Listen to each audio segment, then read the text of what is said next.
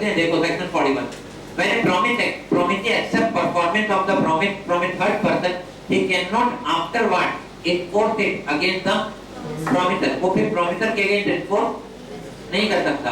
thus that is performance by stranger is if accepted by the promisee this result in discharging the promiser although the latter has neither authorized nor ratified the act of the third party। क्या यहाँ पर B ने बोला था कि तुम C से payment ले लो? नहीं। B ने कुछ बोला था? नहीं। तो यहाँ पर किसी भी प्रॉमिसी ने खुद नहीं कहा था कि आप इसे एक्सेप्ट करो, लेकिन प्रॉमिसर उससे बिना पूछे बिना उसकी सहमति के क्या कर रहा है? एक्सेप्ट कर रहा है थर्ड पार्टी से परफॉर्मेंस। तो इसका मतलब है कि अब प्रॉमिसी अपने लायबिलिटी से क्या होगा? फ्री होगा। Example: A received certain goods from B, promising to pay rupees 1 lakh. Later on, A expressed his inability to make payment. C, who is known to A, paid rupees 60,000 to B on behalf of A. However, A was not aware of the payment. A को ये बात पता भी नहीं थी। Now B is intending to sue A for the amount of rupees 1 lakh. B बोल रहे हैं अब हम 1 लाख के लिए केस करेंगे क्योंकि तुमने तो कुछ दिया नहीं ना, तुमने मुझे पैसे दिए क्या? नहीं। मतलब B यहाँ पर क्या कर रहा है? देखो चालाकी कर रहा है। एक तो C से 60,000 ले लिया, बोलो, और अब क्या कर रहा है? 1 लाख मांग रहा है पूरा का पूरा। तो देखो जवाब क्या है? As per section 41 of Indian Contract Act 1872, when a promisee accept performance of the promise from a third person, he cannot afterward enforce it against the promiser। That is, performance by stranger accepted by promisee produces the result of discharging the promiser। अब promiser क्या हो जाएगा? अपनी liability से free, although the latter has neither authorized nor ratified the act of third party। जबकि सामने वाले ने उसको ऐसा करने के लिए बिल्कुल नहीं कहा था, उसको तो पता भी नहीं है। Therefore, in the present case, B can sue only for the balance amount, that is 40,000, and not for the whole amount। और मेरे हिसाब से तो यहाँ पर अभी डाउट है, मेरे हिसाब से यहाँ पर A B पर केस नहीं कर पाएगा, 40,000 के लिए भी किस पर केस करना होगा? C पर, क्योंकि B अब अपनी लायबिलिटी से क्या हो चुका है? फ्री हो चुका है, क्योंकि आपने थर्ड पार्टी से क्या लिया? परफॉर्मेंस एक्सेप्ट किया, राइट। आगे देखो अगला सेक्शन जॉइंट प्रॉमिसेस, सेक्शन 42। अभी इसी का हिस्सा है। कौन कौन कॉन्ट्रैक्ट में परफॉर्म करेगा?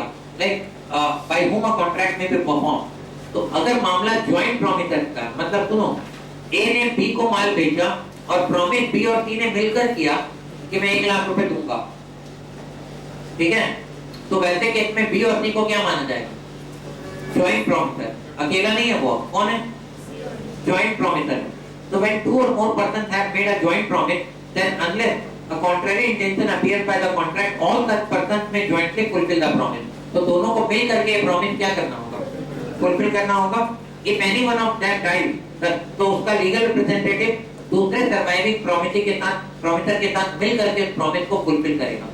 मतलब A, B और C ने मिलकर प्रॉमिस किया था, B की डेथ हो जाती है, तो B का लीगल रिप्रेजेंटेटिव और C मिल करके प्रॉमिस को क्या करेंगे? फुलफिल करेंगे। अगर दोनों मान जाते हैं B और C, तो B और C के लीगल रिप्रेजेंटेटिव मिल करके क्या करेंगे? प्रॉमिस को फुलफिल करेंगे जॉइंटली। लेकिन अब एक और बात, A ने B को माल दे दिया था, प्रॉमिस B और C ने मिलकर किया। अब टाइम है B और C का पेमेंट करने का। अब यहाँ पर A चाहे तो पूरा पैसा B से भी वसूल सकता है या पूरा पैसा C से भी वसूल सकता है, A की मर्जी, केस कर देगा उसके लिए। अगर B से पूरा पैसा वसूल लिया तो अब B तो फंस गया, उसको पूरा पैसा देना पड़ा, जबकि प्रॉमिस किसने किया था? B और C ने। अब सुनो, B के पास ये राइट है कि वो C पर केस करके आधा पैसा वसूल कर सकता है, लेकिन B A को नहीं डिनाई कर सकता, A को फुल पेमेंट करना पड़ेगा। B और C जॉइंट प्रॉमिसर थे ना, तो उनके बीच आपस में क्या होगा? वो आपस में समझेंगे। आउटसाइडर को ये नहीं बोल सकते कि मैं तो 50,000 दूंगा, बाकी तो मुझसे समझो। ये एक भी नहीं बोल सकता। अगर B के पास पैसा है तो फुल पेमेंट करना पड़ेगा किसी, और बाद में भी C से अपना आपस में करते, उससे को कोई लेना देना। तो इसको बोलते हैं प्रॉमिस ना, सिवियरली और जॉइंटली। मतलब अकेले भी जिम्मेदार होते हैं और जॉइंटली भी जिम्मेदार होते हैं अगर जॉइंट प्रॉमिसर है तो। मतलब यहाँ पर A को तो उल्टा फायदा है, अगर जॉइंट प्रॉमिस है ना तो किसको फायदा है? क्यों? एक किसी एक पार्टी से पूरे पैसे वसूल कर सकता है, और अगर वसूल हो गए तो उसका काम खत्म। अब आपस में वो सल्टे किसको कितना देना है कितना लेना है वो आपस की बात है। Okay, example A B C jointly promise to pay rupees 6 lakh to D.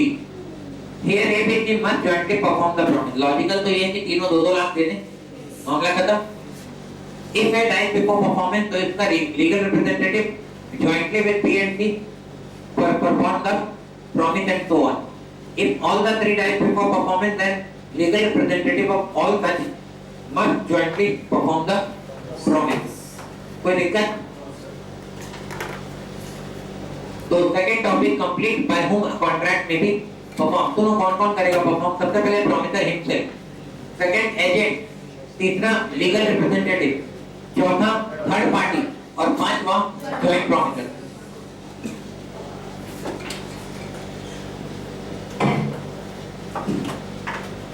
आगे बढ़े।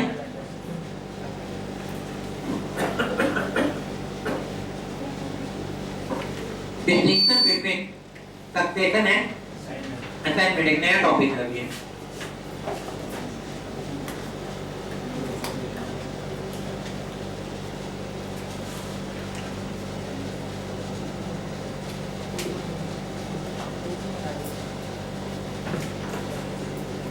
Succession versus assignment, double C है, ध्यान देना। इसको थोड़ा समझना होगा अभी। सक्सेशन का मतलब होता है मर जाने के बाद लीगल रिप्रेजेंटेटिव को राइट्स और लायबिलिटी ड्यूटी दोनों ट्रांसफर कर दो, हो जाएगा, अपने आप होगा, कुछ करना नहीं पड़ता उसके लिए। कोई एग्रीमेंट करना पड़ता है? कैसे करोगे? मर जाने के बाद एग्रीमेंट करेगा कोई? पॉसिबल है? तो सक्सेशन में एग्रीमेंट हो भी सकता है, नहीं जिंदा रहते वो कर सकता है, बिल लिख सकता है ना भाई, लेकिन जरूरी है क्या बिल लिखेगा? नहीं, तब भी उसके सक्सेसर को ट्रांसफर होगा कि नहीं। लेकिन असाइनमेंट पता है क्या है? असाइनमेंट में कोई मर नहीं रहा, किसी की डेथ नहीं हो रही है, लेकिन तब भी आप अपने लायबिलिटी को या अपने एसेट्स को किसी और को ट्रांसफर कर सकते हो, यानी अपने एग्रीमेंट को ट्रांसफर कर सकते हो किसी और पर। इसको असाइनमेंट बोलते हैं। तो पहले आप लिखो, ऊपर में लिखो 2 लाइन सबसे पहले, तो जहाँ जगह है ऊपर में असाइनमेंट में, असाइनमेंट का मतलब लिखा रहा हूँ क्योंकि लिखा नहीं है यहाँ पर, इसलिए लिखा रहा हूँ। Assignment means transfer.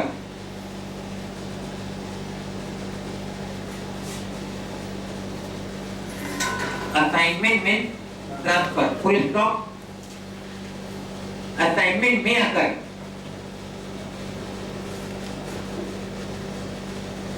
assignment may occur 1 by act of party, assignment may occur 1 by act of party, 2 by operation of law।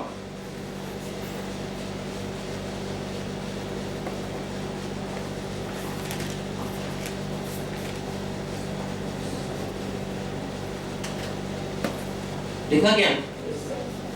मतलब कितने तरह का असाइनमेंट होता है?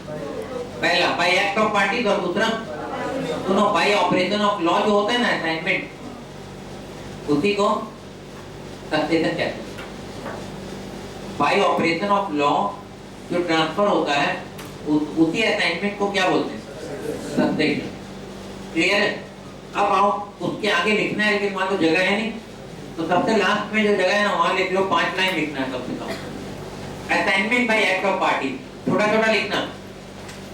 Assignment by act of party that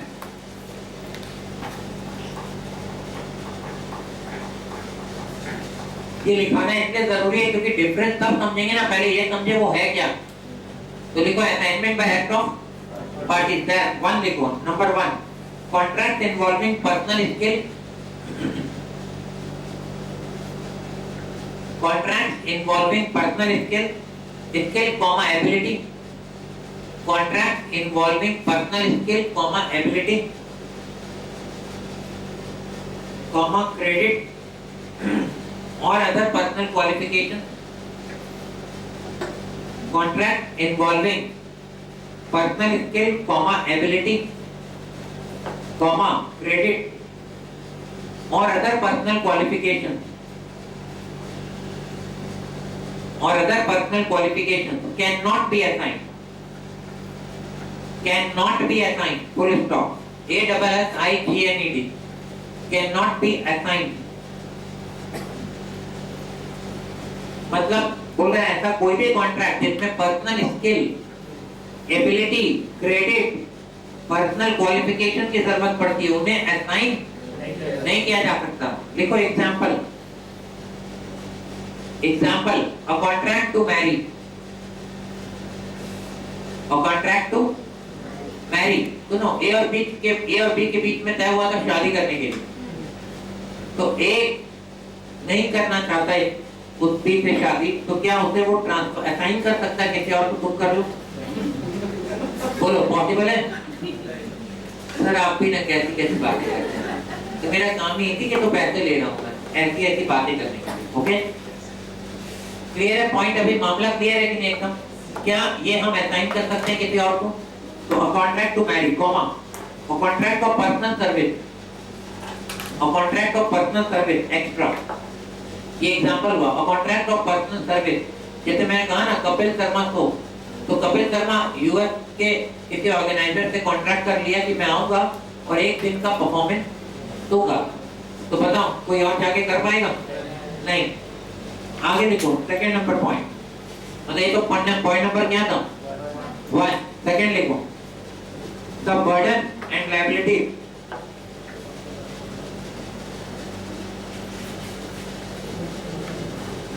the burden and liability under the contract, the burden and liability under the contract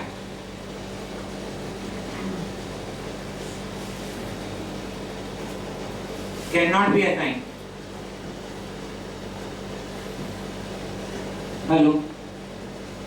Hello, हाँ, the burden and liability under the contract cannot be assigned. आप अपने burden या liability को assign नहीं कर सकते। अब ये नया पॉइंट है जो आपके ऐसे समझ में नहीं आएगा।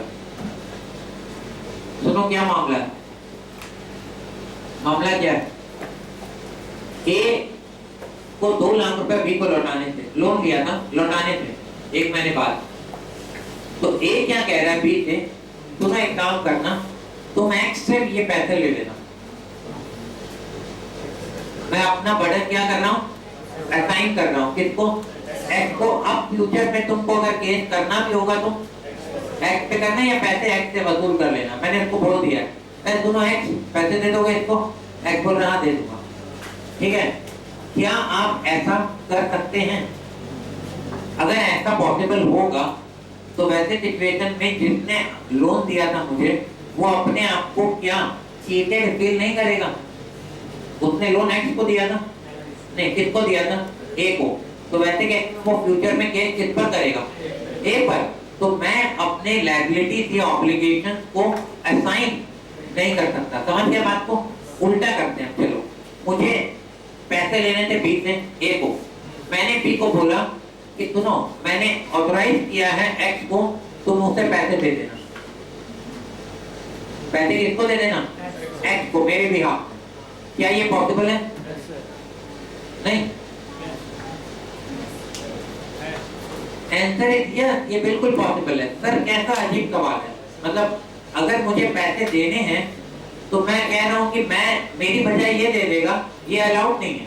लेकिन जब मुझे लेना है तो मेरी बजाय ये दे देगा, अलाउड है। ऐसा कैसे हो सकता है? सोचो। तो ऐसा बिल्कुल हो सकता है, बिल्कुल सही है ये। सुनो, मुझे पैसा लेना है, मुझे मिले या उसको मिले, इसे देने वाले को कोई फर्क पड़ने वाला है? उसको पैसा देना है। लेकिन अगर मुझे देना है और मैं कह रहा हूं मैं नहीं दूंगा, मेरे बदले में वो देगा, तो सामने वाले को फर्क पड़ रहा है ना उससे। क्योंकि उसने किसी और को लोन नहीं दिया था। तो समझ लो, अभी आप अपने ऑब्लिगेशंस को असाइन नहीं कर सकते, आप अपने राइट्स को असाइन कर सकते हो। ये आपने अभी नया पॉइंट सीखा। मैं अभी इनहेरिटेंस की बात नहीं कर रहा हूं, बाय एक्ट ऑफ पार्टीज की बात कर रहा हूं। पार्टीज के एक्ट की वजह से मैं क्या असाइन कर सकता हूं? अपने राइट्स को असाइन कर सकता हूं, बट मैं अपने ऑब्लिगेशंस को असाइन नहीं कर सकता। ठीक है ना? आगे बढ़ते हैं। तो आपने क्या लिखा देखो, the burden and liabilities under the contract can not be assign, हो गया। अब उसके नीचे देखो, फुल स्टॉप करके नीचे देखो, इन बोथ द केसेस, एक और नई बात दिखा रहा हूं जो मतलब बहुत इंपॉर्टेंट है यहाँ पर, सुनना अभी। इन बोथ द केसेस, कौन से केसेस? बोथ द केसेस, पहला केस जहां पर पर्सनल स्किल की जरूरत थी वहां भी, और दूसरा ऑब्लिगेशन अगर ट्रांसफर करना है वहां भी। तो क्या मैं ऐसा नहीं कर सकता, मतलब मैं ट्रांसफर करना चाहता हूं तो सामने वाला अगर कन्विंस हो जाए तो क्या मैं ऐसा कर सकता हूं?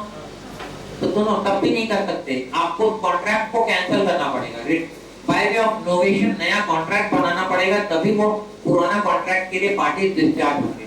मतलब मैं बता रहा हूँ, सुनो, कपिल शर्मा शोभा, हाँ कपिल शर्मा ने बोला कि आज से 2 महीने बाद दो है, पैसे भी ले लिए थे, बाद में बोला मैं नहीं परफॉर्म कर पाऊंगा, इन्फॉर्म कर दिया। तुम चाहो तो अपना पैसा वापस ले लो और खत्म करो कॉन्ट्रैक्ट को। सामने वाला बोले एक काम करिए ना, आप अपनी जगह पर किसी और अच्छी टीम को भेजिए जो पॉपुलर भी, मतलब किसी और स्टार को, आपके तो सारे फिल्म स्टार से क्या है संपर्क है। तो कपिल शर्मा को बोला कि एक काम करिए ना, शाहरुख खान भी बहुत पॉपुलर है यूएस में और बाकी जगह में, मतलब बहुत सच में बहुत पॉपुलर है। तो बोले एक काम करिए ना, आप शाहरुख खान से बात करके देखिए ना कि उसी डेट पर उसी टाइम पर आपकी जगह वो आकर शो कर देंगे। कपिल शर्मा ने कहा ठीक है मैं देखता हूँ, बात करके देखता हूँ। उसने बात की, शाहरुख खान तैयार हो गया, मान लो। तो अब उनके साथ प्रॉब्लम क्या है कि जो ऑर्गेनाइजर था, मेरा कॉन्ट्रैक्ट के मैं नाम काट के शाहरुख खान का नाम लिख देगा, हो गया काम खत्म। ये पॉसिबल है? नहीं। ऐसा हो सकता है अगर ऑर्गेनाइजर भी तैयार है, कपिल शर्मा भी तैयार है और शाहरुख खान भी तैयार है, तो ये हो सकता है, but by way of novation, यानी कॉन्ट्रैक्ट ही नया लिखना पड़ेगा। तो समझे? और पुराने कॉन्ट्रैक्ट को कैंसिल करने के बदले में नया कॉन्ट्रैक्ट लिखा जा सकता है, ये वैलिड है। तो देखो यहाँ पर क्या लिखा रहा हूं मैं आपको, in both cases the parties to a contract में agree to replace, in both cases लिखो वहां, in both cases the parties to a contract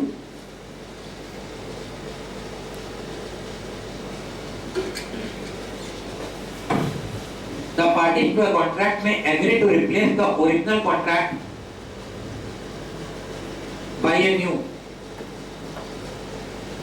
In both cases, the parties to a contract may agree to replace the original contract by a new, under which the obligations of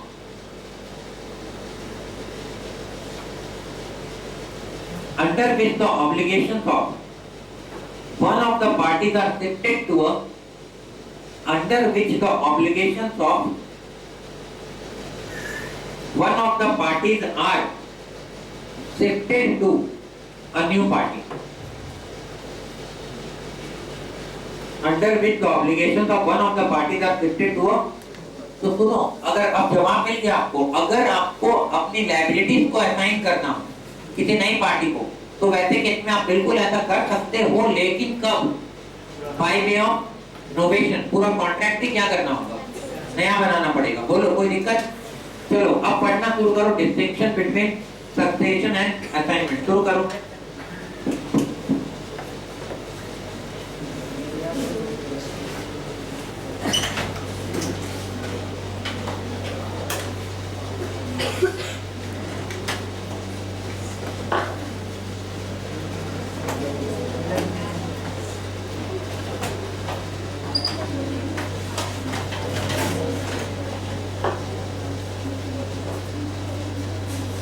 हाँ ठीक है, यहाँ तक बोलिए। तो हम लोग पढ़ रहे हैं डिफरेंस बिटवीन क्या, succession and assignment. Distinction between two legal concept succession and assignment may be noted carefully. In the matter of succession, when the benefits to a contract are succeeded to by process of law, then both burden and benefit attaching to contract may sometimes default on the legal heir। बोल रहा है कि अगर process of law के कारण ऐसा हो रहा है, मतलब सक्सेशन हो रहा है, मतलब मर जाने की वजह से, तो फिर बेनिफिट और लायबिलिटी दोनों क्या होंगे, पास ऑन होंगे। केवल एक चीज नहीं पास ऑन होगा, दोनों पास ऑन होंगे लीगल हेयर पर। Suppose a son succeeds to the estate of his father after his death, he will be liable to pay the debt and liabilities of his father owed during his lifetime, but If the debt owed by his father exceeds the value of estate inherited by the son, then he would not be called upon to pay the excess. तो excess के लिए पे करने के लिए वो liable नहीं होगा. In other words, the liability of the son will be limited to the extent of the property inherited by him. तो कितने liability के लिए वो liable होगा son? केवल father के estate जितनी liability यानी जितना assets है उतनी liability के लिए son liable होगा. Clear है? फ्रेंड्स अभी मैं थोड़ा रोकूंगा यहाँ पर टॉपिक को. हमारे साथ अभी है राहुल. राहुल प्लीज आ जाओ. अभी रिजल्ट आया 2 दिन पहले, मैंने आपको बताया था. Please give a big round of applause to Rahul. पैर मत छू, ज्यादा डिफरेंस नहीं हमारी है. तो on successfully completion of CA course he become a chartered accountant now. और अब हम दोनों में कोई फर्क नहीं है. समझो, अभी हम दोनों में कोई फर्क नहीं है. we both are an equal platform. ये भी चार्टर्ड अकाउंटेंट है और मैं भी. समझ में आ रहा है? और अभी राहुल को देखकर आपको अंदाजा लग रहा होगा कि इस तो या कभी बहुत कम एज में, कम टाइम में इन्होंने अपना डिग्री ले लिया है इंस्टीट्यूट से, और आने वाला फ्यूचर इनके लिए बहुत ब्राइट है. समझ में आ रहा है? तो अभी समय है राहुल से सुनने का, मतलब ये मेरा बोलने का टाइम नहीं. अब राहुल कुछ बोले.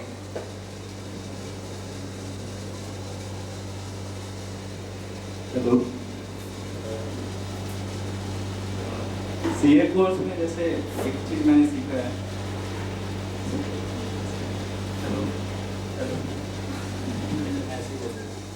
सीए कोर्स में एक चीज है, आपको रहना होगा डेडिकेटेड, फुली डेडिकेटेड होना पड़ेगा, क्योंकि एक दिन का नहीं है, ये तो पूरा मैराथन है.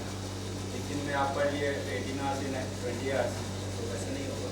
डेली एक डिसिप्लिन के साथ पढ़ना पड़ेगा. और जैसे कि धीरे धीरे सर ने जैसे गाइड किया, मैंने उतना मुझे भी नॉलेज नहीं था कि क्या सीए कोर्स वगैरह है, क्योंकि सीए बैकग्राउंड से मैंने मेरे फैमिली वगैरह, तो सर ने गाइड किया जैसे सीपीटी वगैरह, फिर सीए इंटरमीडिएट यहीं से हुआ. उसके बाद फाइनल में तो वो कोविड आने के कारण ये सारे ऑनलाइन क्लासेस होने लगे.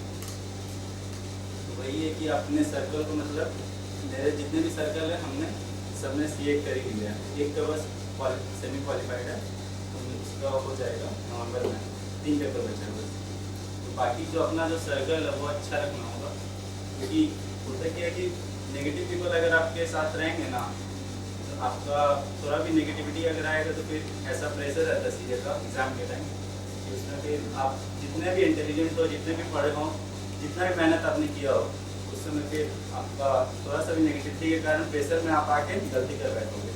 सिली मिस्टेक में भी यहाँ पे क्या होता है कि मार्क्स आप एक प्रोफेशनल फील्ड में हो ना, तो सिली मिस्टेक भी आपका कैलकुलेटर भी आपको प्रोवाइड कर दिया गया है, जिसमें भी आप बोलें कि 1 0 कम हो गया या 1 पॉइंट छूट गया, उसके कारण भी पूरा मार्क्स कट जाता है. इसलिए थोड़ा सा अपना जो फ्रेंड सर्कल है उसको थोड़ा ठीक रख के आगे बढ़ना. बहुत सारे फ्रेंड बनेंगे, छूटते चलेंगे. आगे जो आपके साथ जो मतलब आपको लग रहा है कि हाँ इसके साथ ही मेरे को बैठना है, इसके साथ ही मेरे को रहना है, और उतना भी मतलब फ्रेंडशिप तो कम करके और डिसिप्लिन वे में डेडिकेशन के साथ करेंगे तो हो जाएगा. परसेंटेज कम है सीए में, लेकिन हाँ रखना होगा अपना एक कॉन्फिडेंस कि नहीं इस बार नहीं हो तो कोई बात नहीं, नेक्स्ट टाइम नेक्स्ट अटेम्प्ट में मैं निकाल लूँगा. ऐसे गिव अप करने से तो नहीं हो पाएगा. All the best. कैसा लग रहा है कंप्लीट होने के बाद? जितने मेहनत मैंने किया था उसके बाद जो रिस्पेक्ट मिलता है अपने फ्रेंड से, फैमिली से, रिलेटिव से, वो वर्दी है. जो मैं अगर लोगों का जो परसेप्शन चेंज होता है, मतलब आसपास का जो एनवायरनमेंट है वहाँ पर आपको एक थोड़ा रेस्पेक्ट मिलने लग जाता है. लोग समझने लगते हैं कि हाँ ये कोई स्टूपिड नहीं है, हाँ ये इसमें कुछ बात है. मतलब लोगों का जो परसेप्शन है पूरा चेंज होता है, और आने वाले टाइम में और बदलेगा. अभी भी शुरुआत है ना. अभी जैसे जैसे ये आगे बढ़ेंगे लाइफ में, वैसे वैसे जब अलग अलग रेस्पॉन्सिबिलिटीज को फुलफिल करेंगे तो वहाँ पर लोग रेस्पेक्ट करते हैं. जब कहा जाता है कि चार्टर्ड अकाउंटेंट है तो लोगों का नज़रिया बदलता है, बात करने का, सोचने का, बोलने का, सब कुछ बदलता है. और ये एकदम नॉर्मल है, ये कॉमन है, सबके साथ ऐसा होता है. मेरा एक स्टूडेंट है अभी, वो पुणे में था पहले, तो मैंने देखा कि हमेशा उसके पोस्ट आते रहते हैं फेसबुक पर। तो जब वो यहाँ पढ़ रहा था तो बैकग्राउंड जो था ना बहुत ही एवरेज था। मतलब एवरेज मतलब क्या, जैसे middle class, normal middle class, right. और अभी ज़्यादा नहीं साल हुआ, मेरे ख्याल से 8-9 साल ही हुए होंगे, लेकिन अभी जो लाइफस्टाइल है वो पूरा टोटली चेंज हो चुका है। मतलब एक शादी हो चुकी है, उसकी 2 बेटियां हैं। और मैं हमेशा देखता रहता हूँ कि जैसे कुछ दिन पहले उसने क्रेटा खरीदी थी, नहीं तो उसने उसको पोस्ट किया था। हालांकि ये सब बहुत मैटर नहीं करता है, लेकिन उसकी जो लाइफस्टाइल पहले थी और अभी जो है वो बहुत अलग है। तो एटलीस्ट आपको फाइनेंशियल प्रॉब्लम को फेस नहीं करने पड़ेंगे आफ्टर बिकमिंग सीए। ये अलग बात है कि हो सकता है सीए बनने के बाद 2 से 3 साल और हमें अभी स्ट्रगल करना होगा अपने आप को किसी अच्छे एनवायरनमेंट में सेट करने के लिए, लेकिन उतना टाइम लगेगा। जैसे कोई नया डॉक्टर भी बनता है तो डे 1 से क्या उसकी प्रैक्टिस आसमान छूने लगती है, नहीं, इट्स अ स्लो प्रोसेस। लेकिन अब अगर आप पता है क्या देखते हो, अगर आप किसी ऐसे डॉक्टर को देखो जिसकी एज अभी 55-60 साल है, आप देखेंगे एकदम भयानक सेटल्ड है, मतलब उसकी प्रैक्टिस जबरदस्त चल रही है और उसको देख कर लगता है यार मतलब काश मतलब मेरा भी जो काम है ना एक ही तरह से चले, मतलब कि मन में आता है। लेकिन ऐसा नहीं कि डे 1 से उसका ऐसा हो गया हो, उसने भी स्ट्रगल किया होगा। आ रहा है समझ में? तो इट्स अ स्लो प्रोसेस कि आपको धीरे धीरे धीरे धीरे आगे बढ़ना है। लेकिन अगर आप फोकस्ड हैं तो वैसे सिचुएशन में आप बिल्कुल, आप कल आप यहाँ पर खड़े होंगे, मैं तो यहीं रहूँगा, मैं कहीं जाने वाला नहीं, और आप यहाँ आएंगे और आप दूसरों को मोटिवेट करेंगे। तो अब अपने दिमाग में बैठा रहो करना क्या है, कि लाइफ टाइम स्ट्रगल ही करना है, या एक ऐसा टाइम आएगा जब आप लोग दूसरों को गाइड करोगे कि हाँ ये सही है, ये गलत है, ऐसा करना चाहिए, ऐसा नहीं करना चाहिए। मतलब मैं कई लोगों को देखता हूँ, मैं आपसे बार बार कह रहा हूँ, जब मैं यहाँ बैठता हूँ तो मेरी नज़र और शार्प हो जाती है। कई लोग ऐसे हैं जो समझते नहीं है इस बात को, मैं फिर भी जानबूझकर बार बार कुछ नहीं कहता, मैं इग्नोर करता हूँ, लेकिन समझता मैं सब कुछ हूँ। जैसे आप कई बार सोचते होंगे आपके पेरेंट्स को कुछ नहीं पता, उनको पता बहुत कुछ होता है, बट वो भी क्या करते हैं, इग्नोर करते हैं बहुत बार आपको, क्या जाने दो। लेकिन अगर आप गलतियां कर रहे हैं और बार बार कर रहे हैं तो फिर आपको बाद में बहुत खामियाजा उसका भुगतना पड़ेगा, मतलब बहुत नुकसान उठाना पड़ेगा उसके लिए। तो अब आपको तय करना है कि आपको क्या करना और क्या नहीं करना। राहुल, मैं विश करूंगा, आई विश कि